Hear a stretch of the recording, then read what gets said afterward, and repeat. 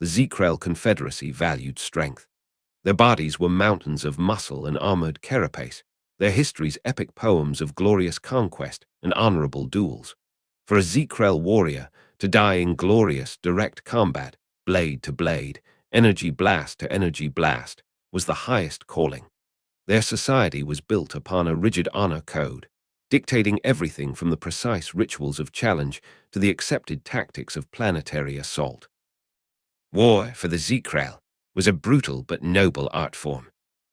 And humans in the Zekrel view were disappointing, physically unimpressive, reliant on flimsy machines, and most damningly possessed of a distinct aversion to what the Zekrel considered honorable engagement. Humans preferred to talk, to negotiate, to find workarounds. When conflict was unavoidable, they employed tricks, long-range attacks, stealth, relying on overwhelming numbers rather than individual prowess. High Warlord Kargath of the Zekrel, a veteran of 100 campaigns whose scarred visage was a roadmap of victories, had famously dismissed humanity as skittering prey, unfit to share the hunting grounds of true warriors.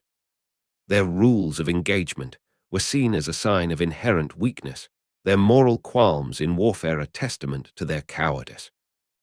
The flashpoint came, as such things often do, over a patch of largely unremarkable space. The Viridian Shoals, a sparsely populated region of asteroid fields and marginally habitable moons, lay near the edge of Zekrel territory. A small human colony, Hope's Landing, had established itself on one of these moons, primarily for scientific research and asteroid mining. The Zekrel, citing an ancient, largely forgotten territorial claim based on a migratory route their ancestors had used millennia ago, declared the human presence a violation.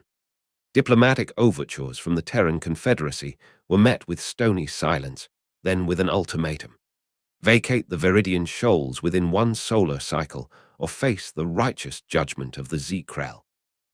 Ambassador Lina Hayes, humanity's envoy to the Zekrel, argued passionately for de-escalation, pointing out the flimsiness of the Zekrel claim and the peaceful nature of the colony. Warlord Kargath simply bared his multiple rows of razor-sharp teeth.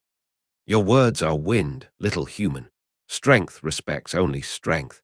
Your Hope's Landing will be a lesson to your species on the cost of trespassing. The Terran Confederacy, while small compared to the Zekrel war machine, was not without its own teeth. But they knew a direct, conventional confrontation would be costly. They also knew the Zekrel mindset. High Command issued a series of increasingly desperate pleas for negotiation, all of which were rebuffed. The Zekrel, it became clear, wanted a demonstration. They wanted to make an example. And so, the punitive expedition, as Kargath grandly named it, was launched. A fleet of Zekrel destroyers and troop transports, bristling with heavy plasma cannons and carrying legions of battle-hardened warriors, warped into the Viridian Shoals. Their target, the small, lightly defended moon of Hope's Landing, the Zekrel expected a swift campaign. A glorious charge, a few token skirmishes as the soft humans broke and ran, and then the planting of the Zekrel banner on the smoldering ruins of the colony. It would be, Kargath anticipated, excellent for morale back home. The Zekrel armada arrived in orbit around Hope's Landing. Scans revealed minimal defensive emplacements, a few kinetic barriers, some point defense lasers. Pathetic. Warlord Kargath aboard his flagship, the Honor's Fist, gave the order. Ground assault battalions, prepare for atmospheric insertion. We will meet these humans on the field of battle, as is honorable. The Zekrel dropships, heavily armored wedges designed for shock and awe landings, plunged into the thin atmosphere. They expected token resistance, perhaps a few panicked shots from ground emplacements. What they got was silence. The dropships landed in pre-designated zones, wide, open plains carefully chosen by Zekrel tacticians for clear lines of sight and optimal maneuvering of their heavy assault walkers. The ramps hissed open, and Zekrel warriors, resplendent in their battle armor, charged out, weapons raised, bellowing their war cries. They met nothing. The plains were empty. The colony buildings, visible in the distance, were dark and silent. "Scouts forward," barked Subcommander Vrak, a particularly eager young Zekrel. Find the cowards. They hide as expected. The scout parties advanced.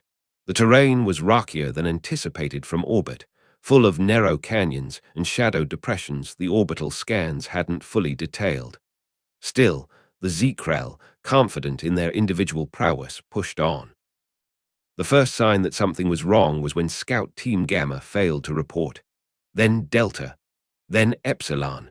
No distress calls, no sounds of fighting, just silence. Vrak, growing uneasy, ordered his main force to advance cautiously.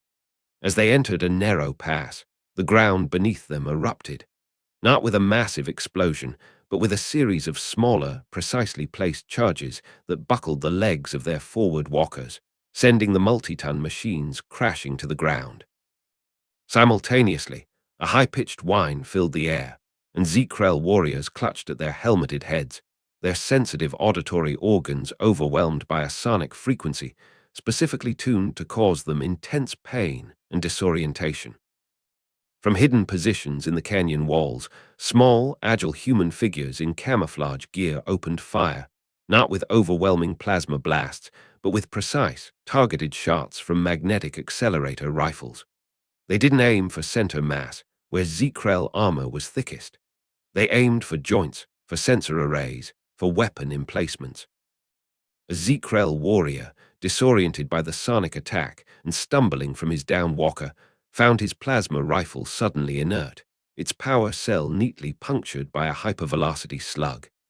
He roared in frustration, drawing his ceremonial combat blade, only to have a net, fired from an unseen launcher, entangle him.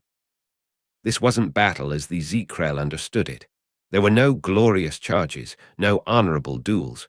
This was pest control.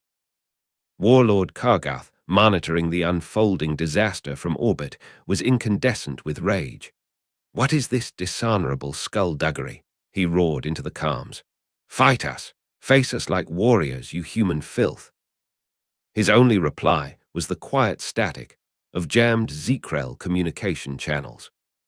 The humans of Hope's Landing, vastly outnumbered and outgunned by any conventional measure, had no intention of fighting the Zekrel on Zekrel terms. They had received advance warning of the punitive expedition, along with a small contingent of Terran Special Operations Forces, not to win a war, but to make the Zekrel victory so costly, so frustrating, so dishonorable by Zekrel standards that they would never want to repeat the experience. The colonists, mostly scientists and engineers, had turned their analytical minds to a new kind of problem: how to make an alien invasion a living hell. They hadn't built fortresses, they had built traps, miles of them, pitfalls disguised as solid ground, monofilament wires strung at neck height for charging Zekrel, EMP charges hidden in innocuous supply, caches the Zekrel would inevitably try to loot. Their mining lasers weren't repurposed as direct weapons. They were used to carve unstable overhangs in canyons, ready to be brought down with a single, well-placed seismic charge. Their atmospheric processors weren't just for air. They were used to seed specific areas with disorienting, non-lethal, but incredibly irritating chemical agents that played havoc with Zekrel olfactory senses. The human soldiers didn't engage in prolonged firefights. They struck from ambush, disabled equipment, sowed confusion, and then melted back into the terrain, using their knowledge of the moon's geography, its caves, its hidden valleys, its unstable rock formations, to their advantage. They turned the environment itself into a weapon. Psychological warfare was another key component. The humans had studied Zekrel culture, their rigid honor code, their disdain for cowardice. They used this knowledge ruthlessly, captured Zekrel, and there were surprisingly many, disabled by traps or non-lethal takedowns rather than killed, were disarmed, their ceremonial braids, symbols of their warrior status, neatly cut off, and then released to find their way back to their lines, shamed and demoralized. Whispers were broadcast on open Zekrel frequencies, not threats, but mocking questions. "Where is your honor, Zekrel, hiding behind your armor? Or is this the glorious combat your sagas speak of, stumbling into holes?" Subcommander Vrak, his platoon decimated, his pride in tatters, found himself leading a small group of survivors through a field of what looked like strange metallic flora. Suddenly, small drones, no bigger than insects, rose from these plants and swarmed them, not with lasers, but with projectors that painted their immaculate battle armor with luminous, bright pink hearts and images of smiling, cartoonish human children. The Zekrel, warriors bred for glorious death, were being humiliated by art supplies. Vrak let out a howl of pure, frustrated rage that was cut short as a sticky foam grenade encased his legs. The punitive expedition bogged down. Zekrel casualties mounted, not primarily from glorious combat deaths, but from accidents, traps, equipment failure, and what their medics began to term acute morale collapse. The Zekrel warriors, trained for direct, brutal assaults, were completely unprepared for an enemy that refused to fight fairly. They were being pecked to death by 1,000 tiny, infuriating cuts. Their supply lines were harried relentlessly. Their reconnaissance patrols vanished without a trace or returned with tales of shadows that fight with whispers and unseen hands. The very ground they walked on felt hostile. Warlord Kargath, aboard the Honor's Fist, watched his grand expedition crumble into a nightmare of frustration. His warriors were becoming jumpy, paranoid. Reports spoke of Zekrel firing at shadows, of arguments breaking out as the stress frayed their rigid discipline. The humans were nowhere and everywhere. They weren't winning battles. They were winning the war by making it unbearable for the Zekrel to continue fighting it. This wasn't war. It was a calculated, systematic dismantling of Zekrel pride and operational capability. The human cowardice Kargath had so readily dismissed was, in fact, a terrifyingly adaptive and brutally effective form of strategic thinking, one that prioritized survival and mission success over any abstract notion of honor. After 3 agonizing weeks, with his ground forces demoralized, his equipment losses mounting, and no honorable victory in sight, Warlord Kargath made a decision that would haunt Zekrel military doctrine for generations. He ordered a withdrawal. The Zekrel fleet limped away from Hope's Landing, leaving behind disabled walkers, abandoned equipment, and a profound sense of bewildered shame. They had come expecting to teach the humans a lesson. Instead, they had received one. The news of the Zekrel failure at Hope's Landing, the Zekrel themselves never called it a defeat, merely a strategic realignment due to unforeseen environmental complications, spread through the galaxy. Initially, there was disbelief. How could the mighty Zekrel, paragons of martial virtue, be thwarted by a small human colony? But as fragmented reports and hushed accounts from returning Zekrel warriors began to circulate, a new picture emerged. A picture of an enemy that fought not with brute force, but with chilling ingenuity. An enemy that weaponized the mind as effectively as any plasma cannon. An enemy that, when pushed, would abandon any preconceived notion of honorable combat for effective combat. The Zekrel Confederacy entered a period of deep introspection. Their honor code, once the bedrock of their strength, was now questioned. Was it a strength or a rigid vulnerability? Their military academies began, reluctantly, to study asymmetric warfare, a concept previously dismissed as beneath contempt. Tales of Hope's Landing became a boogeyman story for young Zekrel warriors, a warning about the shadows who fight with tricks and traps, the ghosts who shame the warrior. Humanity's reputation in the galaxy shifted. They were still seen as physically unassuming, but the label of cowardly was quietly dropped. In its place came a new respect, tinged with a healthy dose of fear. Humans were now understood as a species that, while preferring peace, possessed a terrifying adaptability and ruthlessness when their survival was on the line. They would not fight fair if fighting smart was an option, and their definition of smart was proving to be horrifyingly broad. Ambassador Hayes, meeting with a humbled warlord Kargath months later to negotiate a formal cessation of hostilities.